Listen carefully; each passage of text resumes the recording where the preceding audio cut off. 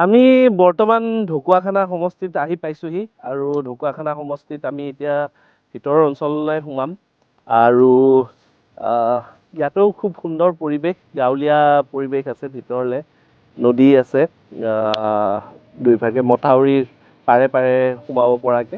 আমি সেই ভিতৰৰ গাঁৱলৈ বৰ্তমান যাম।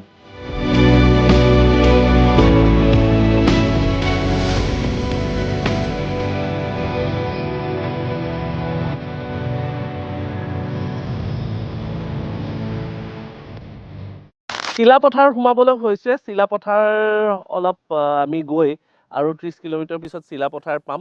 চিলাপথাৰ হোৱাৰ পিছত আমি হয়তো ধেমাজি যাম।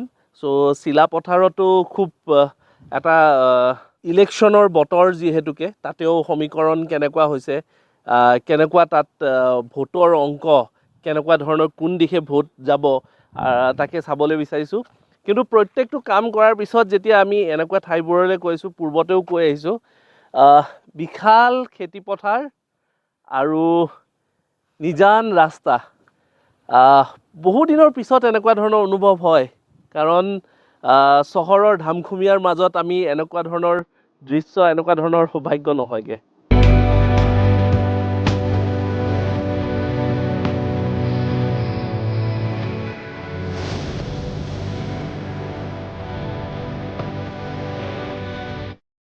বগীবিল ব্ৰিজ পাৰ কৰি আছোঁ আৰু সেইপাৰে আমি বৰ্তমান 4-5টা সমষ্টি আজি আমি টাৰ্গেট কৰিছোঁ।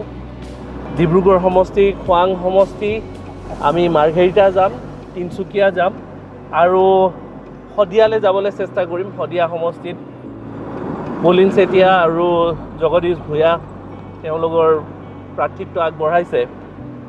আৰু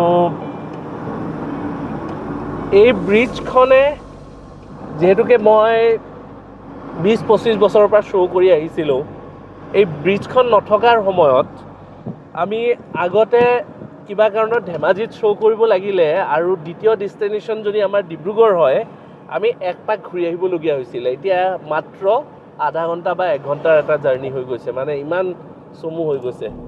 চ' কিছু সংখ্যক ব্ৰিজে সঁচাকৈ যাদুৰ নিচিনাকৈ কাম কৰিছে।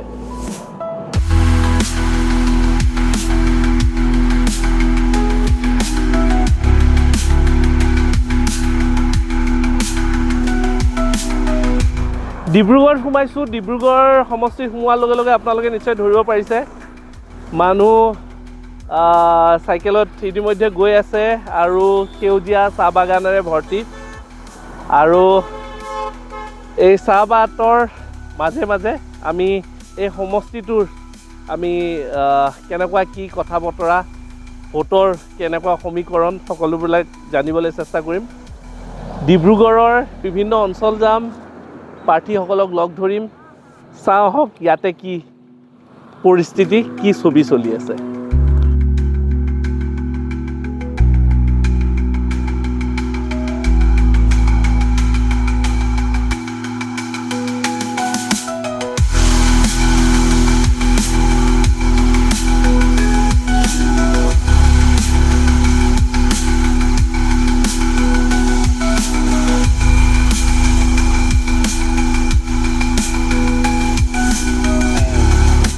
ৰেল লাইন আৰু ৰাস্তা একেলগে পেৰেলেলি যোৱা খুব কম স্থান আছে অসমত।